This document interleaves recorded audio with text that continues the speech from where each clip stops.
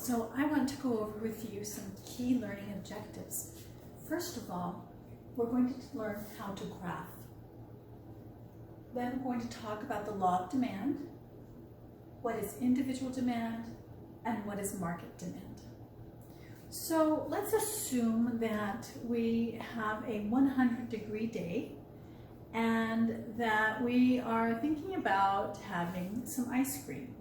So we go to the store and we're going to buy an ice cream cone, and we have different price points. Okay, so here we have a price of $1. So at a price of $1, I have enough money to buy 4 ice cream cones. But if the price goes up to $2, I only have enough money to buy 3 ice cream cones. If the price goes up to $3, I will buy less. And if the price goes to $4, I'll only buy 1. And at $5, I'll buy 0 ice cream cones. So first, I want to refresh you on graphing. We're going to use our axes, our x-axis and our y-axis, to graph this relationship. So remember that when we graph, we have a y-axis and an x-axis. On the y-axis, we are going to put price, and on the x-axis, we're going to put quantity of ice cream cones. So we'll put 0 at the origin, and we are going to increase as we move away from the origin. So if you do this in your notes right now, this would be very good because you will remember how to graph in case you need a little refresher. So remember that when you go away from the origin, the numbers get bigger. Okay, so this is price. And then down here, we're going to put quantity of ice cream. So we have 1, 2, the numbers are getting bigger, 3, 4, 5. Okay, so our first point, at a price of $1, we are going to consume 4 ice cream cones. So here's $1. Do your little dots all along the axis. And that's going to become 1 point. Then we're going to draw this price of $2.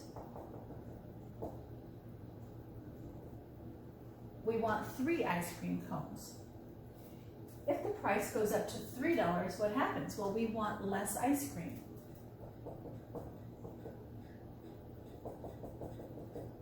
So we want 2 ice cream cones at a price of $3. When the price goes up to $4, we only want 1 ice cream cone. And when the price goes to $5, well, at $5 we don't have enough, so 0 ice cream cones. Okay? So if we connect these dots, okay, what we have drawn is a picture of demand for ice cream when the temperature is 100 degrees and when we are talking about vanilla ice cream.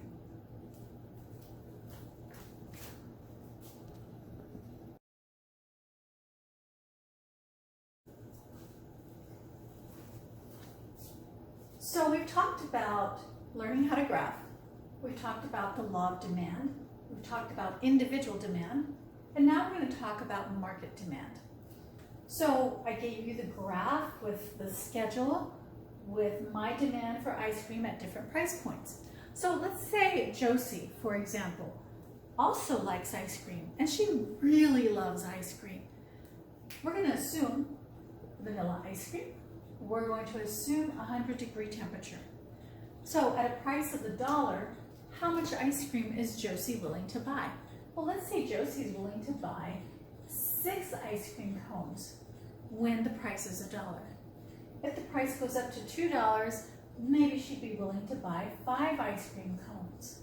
And if the price goes up to $3, 4 ice cream cones. If the price were to go up to $4, she would buy 3 ice cream cones. And at a price of $5, she would only buy 2 ice cream cones. So this would be Josie's demand curve for ice cream. And we can graph that out as well. So we're going to take a separate graph, and just to practice, I'd like for you to do this on your paper at home. Go ahead and graph out and mark up those papers. So it's $1, $2, $3, $4, $5, $6, $7, $8. Remember, the numbers get bigger as we go away from the origin. And we have 1, 2, 3, 4, 5, 6, 7, 8. Okay, now we're going to graph Josie's demand curve. So we said at a price of $1, Josie demands 6 ice cream cones. So we come over here to $1.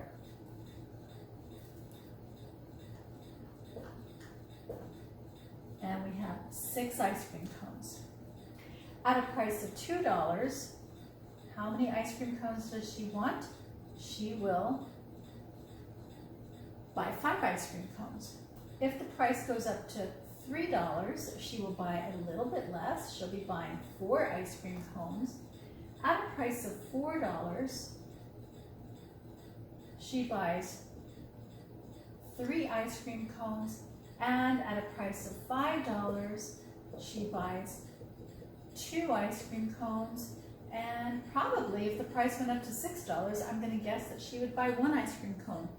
So we're going to connect all of these dots together, and this becomes Josie's demand curve.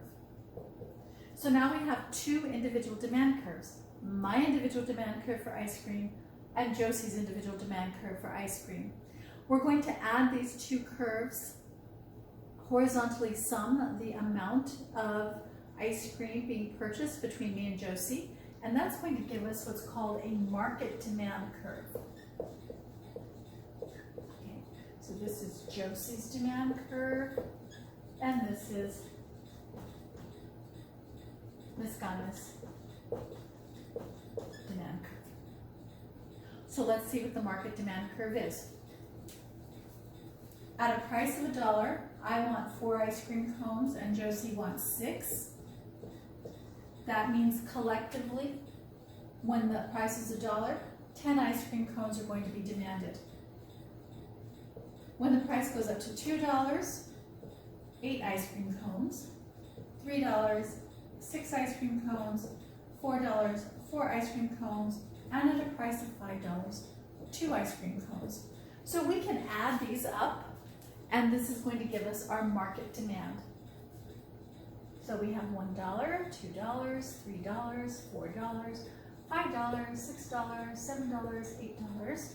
Okay, so hopefully by now graphing is coming back to you.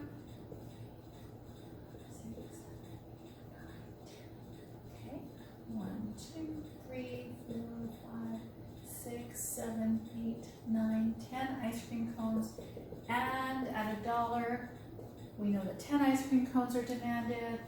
At $2, over here, the market demand is 8 ice cream cones. At $3, market demand is 6 ice cream cones. At $4, market demand is 4 ice cream cones. And at $5, market demand is 2 ice cream cones. Okay? And so you can see that as we add individuals, our demand curve starts to shift out. So the market demand curve is the horizontal sum of the individual demand curves.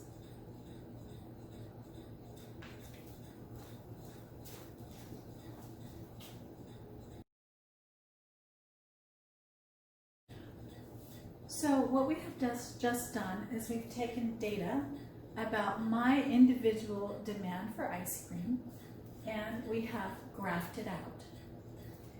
When we see data in a table like this, this is called a demand schedule. When it is graphed out, it is called a demand curve.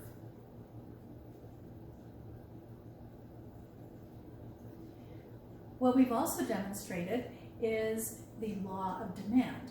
Okay, so we can see that as price goes up, the quantity demanded decreases. I don't want as much ice cream if the price is going up. If the price decreases, then I want more ice cream. So that's just common sense, and that's what we call the law of demand. Price goes up, quantity demanded goes down. Price goes down, quantity demanded goes up. It means that it has an inverse relationship.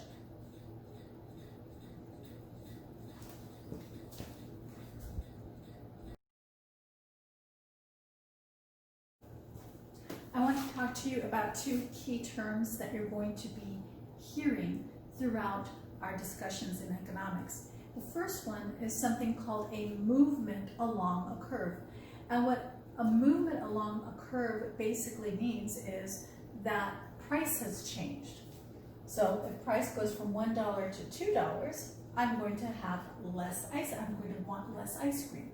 So if we come over here and let's say we are at point A, okay, we're right here at point A, and the price goes up to $2, then I will not want 4 ice cream cones. I will only want 3 ice cream cones. So there has been a movement up along the curve. On the flip side, let's say we were over here at point D at $4 for an ice cream cone and the price goes down to $3. Well, then there will be a movement along the curve and I will want 2 ice cream cones. Okay? So it's important to remember a price change will cause a movement along the curve.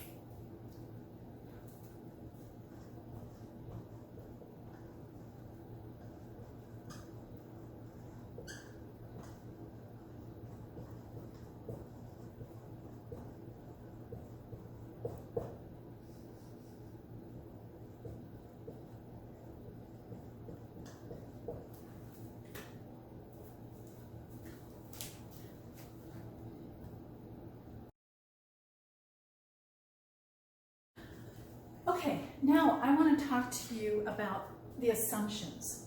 We assumed it's vanilla ice cream and we assumed it's 100 degrees outside. And this is how much ice cream I want under these conditions. But let's say the conditions change. What happens? Let's say now we're in a time frame where the temperature is maybe 30 degrees.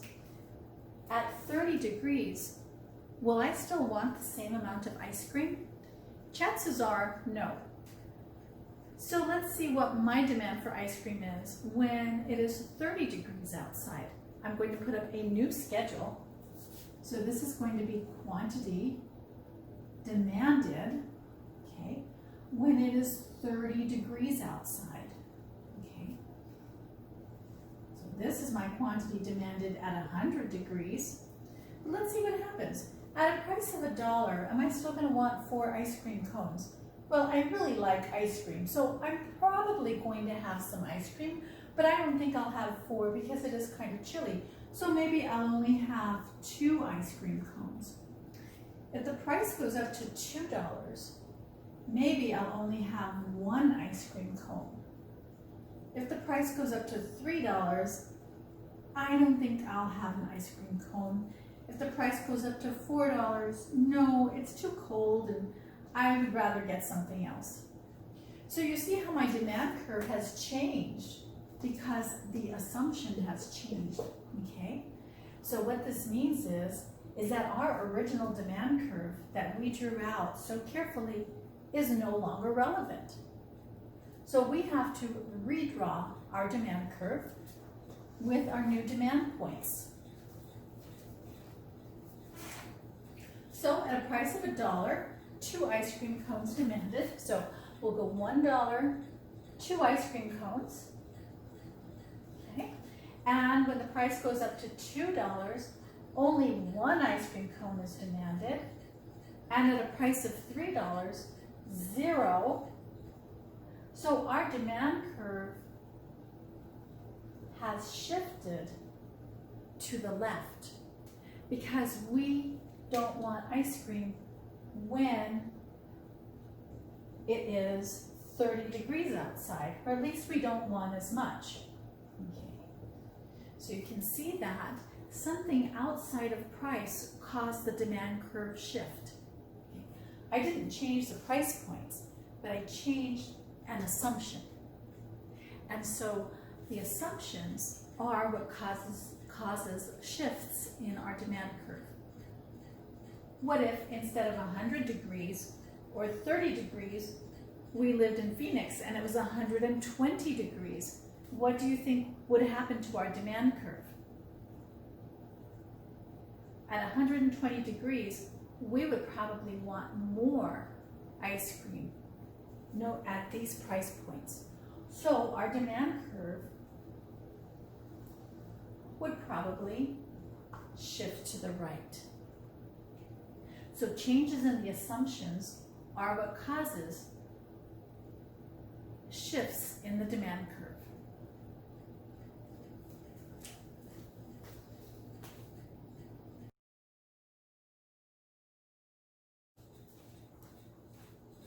We talked about what happens when our assumptions of 100-degree weather change, how the demand curve shifts to the right or to the left.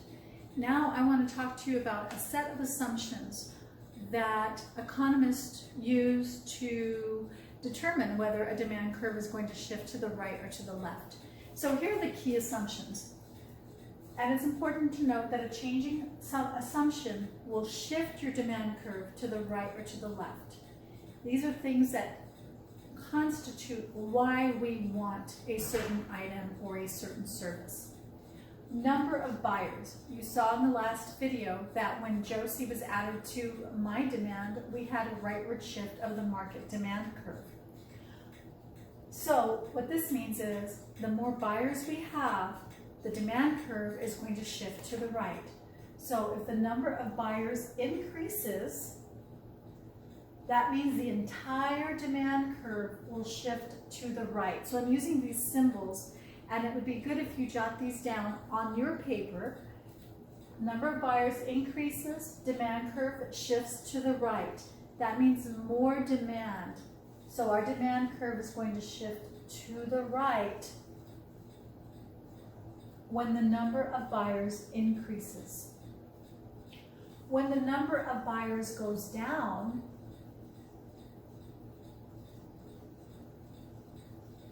our demand curve will shift to the left, which means there will be less.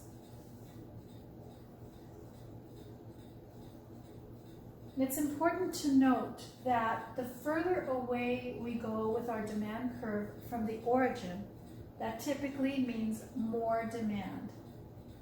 As our demand curve shifts to the left, that means less demand. Another item that will cause our demand curve to shift to the right or to the left is tastes and preferences. Why do we like that product? Why do I like vanilla ice cream? So my preference for vanilla ice cream exists. If for some reason I heard that vanilla was bad for my health, well then maybe I wouldn't want quite so many ice creams. I'd want less, and that would cause the demand curve to shift to the left. So we could say that taste and preferences have a great influence on why we want something. If somebody told me that vanilla ice cream is super healthy and it would make me run super fast, maybe I'd want to eat a lot more ice cream, and my demand curve would shift to the right. So if taste and preferences increase, so I'm just going to put T and P, if taste and preferences increase, the demand is going to shift to the right. If our taste and preferences for a product decrease, our demand curve will shift to the left. So these are little symbols to help you out. So can you think of a product that has a demand curve that is shifting to the right or shifting to the left? Is there a product that you can think of where the number of buyers has increased or the number of buyers has decreased?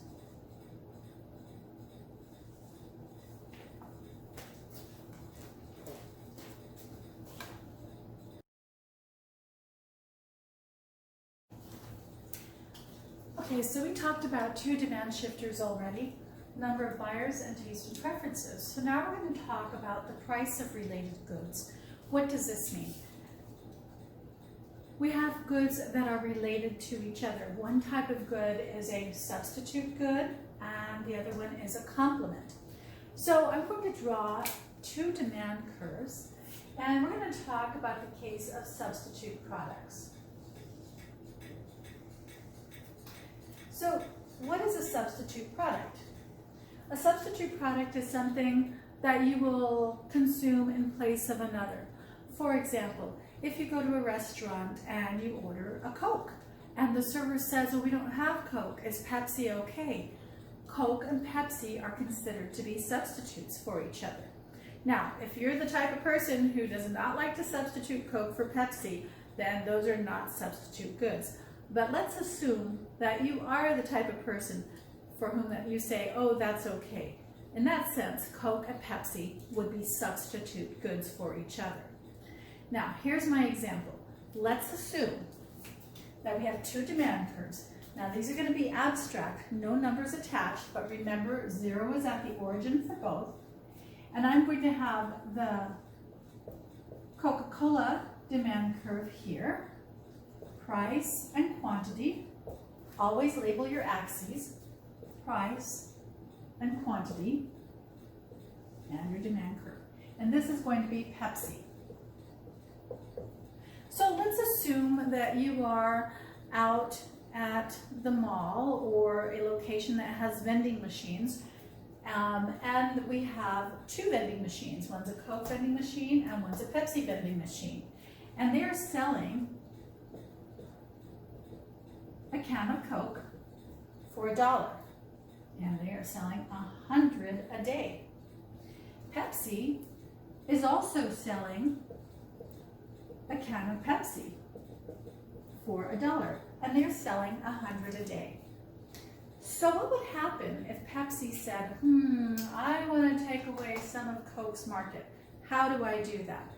Well, we already know, according to the law of demand, if price goes down, quantity demanded increases.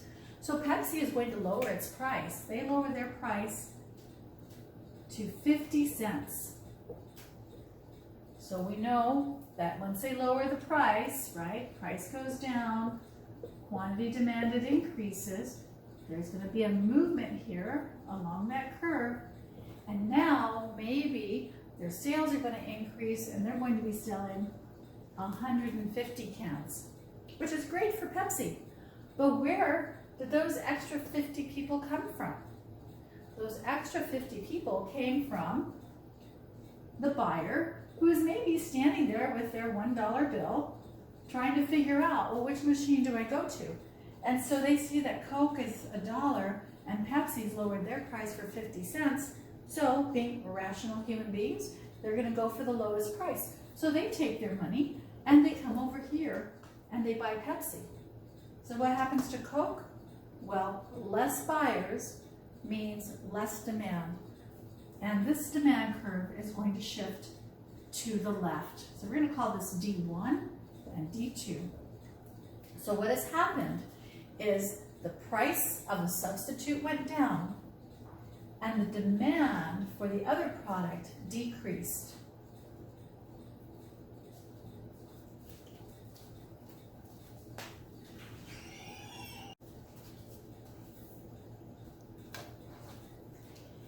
So we say, in the case of substitute goods, if the price of Pepsi drops, demand for Coke decreases. So the price of Pepsi goes down, the demand for Coke goes down. What would happen if the price of Pepsi goes up? Okay, so come back over here to our chart. If the price of Pepsi went up to $1.50, and for you, you don't care whether you drink Coke or Pepsi, well, now Pepsi's more expensive than Coke, so you're going to bring your dollar back over here to this market, and what happens? This demand curve is going to shift back to the right. Okay, so if the price of Pepsi goes up, demand for Coke increases. Now, note that this has what we call a direct relationship. So for right now, you'll need this later on when you study elasticity, but substitute products have what we call a positive relationship, okay? Meaning that they move together, okay? It's a positive relationship. What other substitute products are there? You see them every day in your life. When you go to buy shampoo, you might have a choice between Pantene and L'Oreal. You might have a choice between two different types of cornflakes, a choice between two different types of milk that you're going to buy. So the pricing of substitute products definitely has an impact on the demand for other substitutes.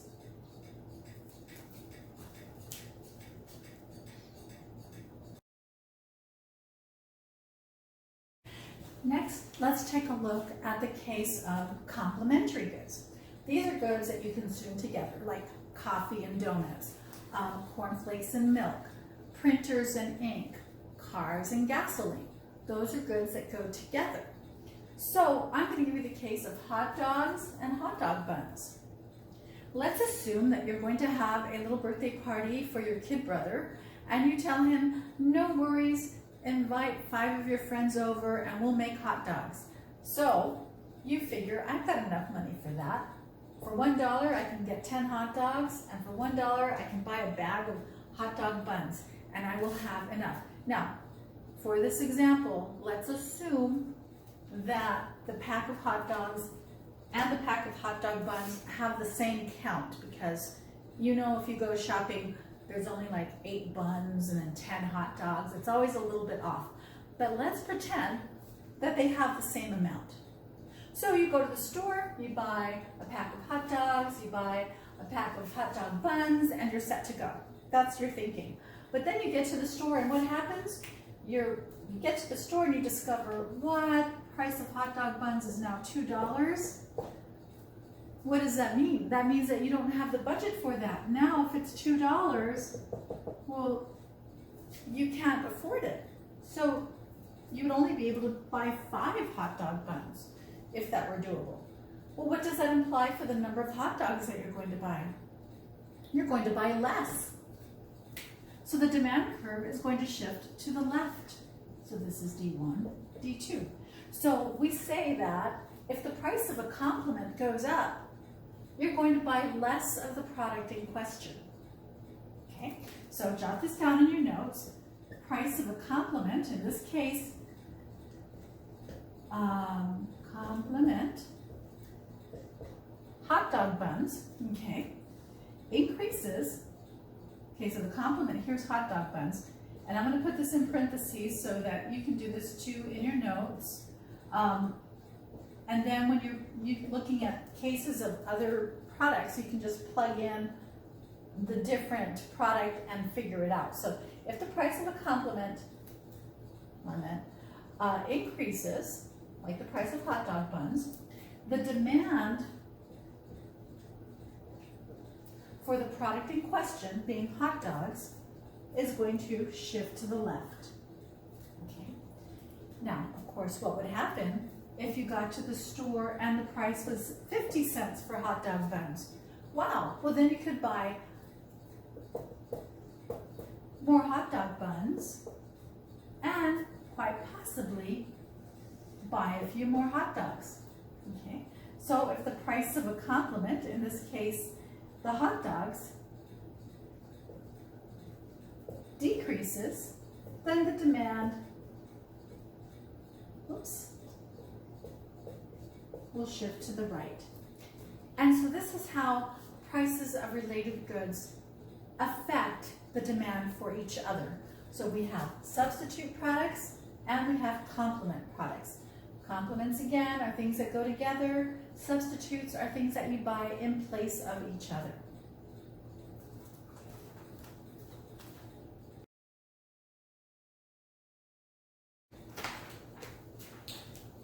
Let's take a look at the case of income. How does income affect demand? Well, we have 2 types of things that we need to take into consideration. One is the product a normal good? So what is a normal good? A normal good is a product that we want more of as our income goes up. So an example of that is a steak. If our income goes up, then our demand for steak is going to shift to the right. Okay, because we have more money to pay for steak. Now, if our income goes down, demand for that steak is going to shift to the left. Okay, so this is D1, D2, D3. Okay, so that's the case of a normal good. What is an inferior good? Well, an inferior good is a product for which if our income goes up, we want less of. So if our income, I'm going to say it's the case of ramen noodles. If our income goes up, the demand for, in this case, ramen, will shift to the left. Why? Because now we have more money and we can go buy other things, maybe things that we couldn't afford before, because, you know, ramen noodles are very accessible in terms of pricing. They're, you know, pretty cheap. They're like 25 cents or 33 cents. So it's really good. But if we have more money, more income coming in, we may not want to spend our money on ramen, okay? Now, what happens if our income goes down? Well, that means the demand curve for ramen is going to shift to the right, okay? Now, why are these things important to know, okay? In macroeconomics, we study business cycles, and we're going to study when our economy is doing well, when our economy is doing poorly. So you need to know, if you're working in these industries, what's going to happen to the demand for the product you're producing. If you're interested in investing, you need to know, well, what is the demand, you know, for ramen going to look like if we're headed for a recession? I would guess demand would go up. Maybe I want to buy stock in a company or open up a restaurant that sells noodles. So these are the kind of things that we need to know. You know, what is that relationship? How does income affect demand for different products? Now, an important note, just because we use the term here, inferior product, okay, it does not mean bad quality, okay? It just means that the more income we have, the less of it we want. And the less income we have, the more of it we want. For example, if you think about Toyotas, Toyota produces the Lexus, Toyota produces the Camry. Camry's not a bad car, it's a great car. It has good quality, but maybe if your income goes up, you don't want to buy a Camry, you want to buy a Lexus. Is there anything wrong with the Camry? No, but you just have more money and now you want to buy a Lexus. Let's say that right now you are on your pedmobile walking to school or walking to the store. Buying a Camry would be a great step up, right? You'd be like, yes. So depending upon how much income you have, that's going to determine where a product might rank on the scale of whether it's normal or inferior. So these categories have nothing to do with the quality of the product. It's more in reference to how you want that product as your income changes.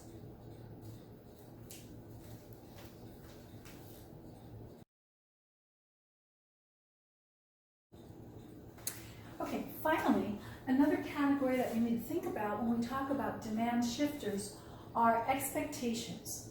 What are our expectations about the future? Well, let's assume this is the market for gasoline. And let's say that I tell you the price of gasoline is going to double by tomorrow. And you run out to your car and you see that you have like this much gas left. What are you going to do? Are you going to buy gas today or tomorrow? Well, if I just said the price of gasoline is going to increase or double by tomorrow, it would make sense to buy gasoline today. So what happens to the demand to gasoline today when expected future prices increase? Okay, so if expected future prices, and it's important this expected, future prices increase, or expectations of future prices increase, then the demand today is going to shift to the right.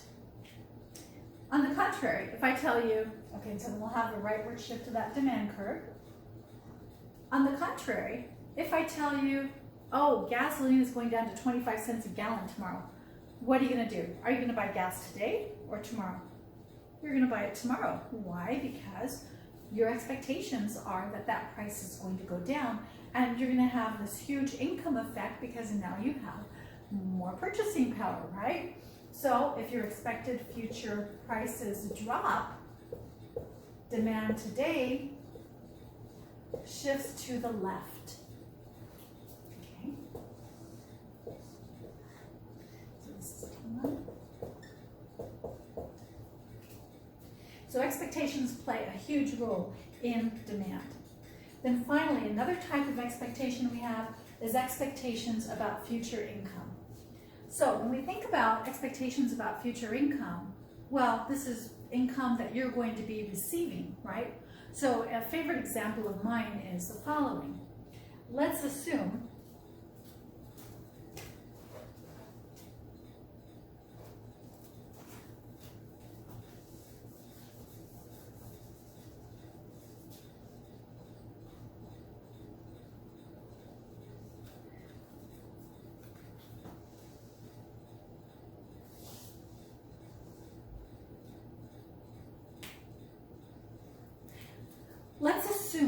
that you went to a job fair and you are graduating this year, you presented your resume and you were offered a job, and the company said, oh my goodness, we'd love to have you, you're just what we're looking for, we're going to hire you and we're going to be paying you $80,000 a year. Oh my gosh, so you're so excited, what are you going to do? Of course, you're going to call whoever's important to you and say, hey, I got this great job.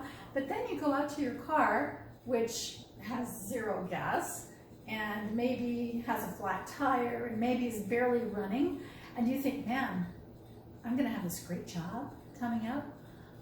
I'm going to go fill up my tank, and then maybe I'm going to go get my car fixed. Maybe I'll really splurge and buy a car, but let's not get too crazy, right? And then you decide, I really need some new clothes. I have a hole in my tennis shoe. I need to go buy some clothes. So you go to the mall and buy yourself some new clothes. And why not buy that big screen TV you've wanted?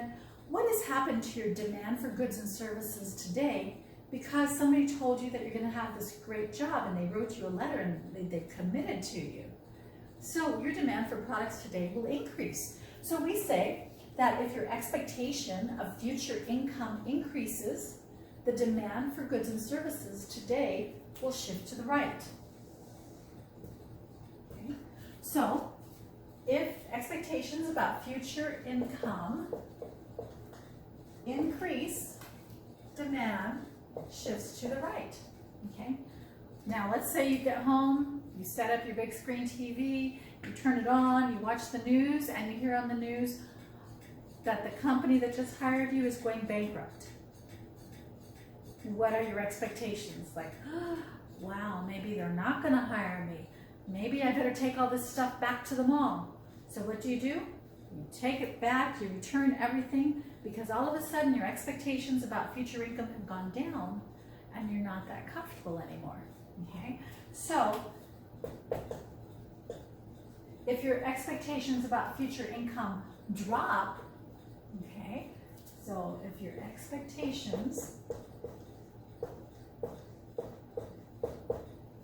about future income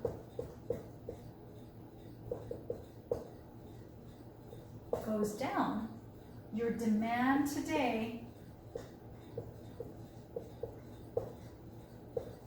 shifts to the left.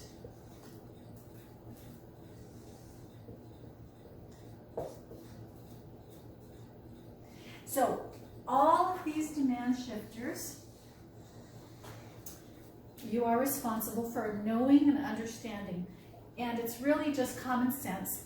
When you see your homework problems, you just want to stop, think about it, what is it asking, and then try to make sense. Well, what would happen to demand?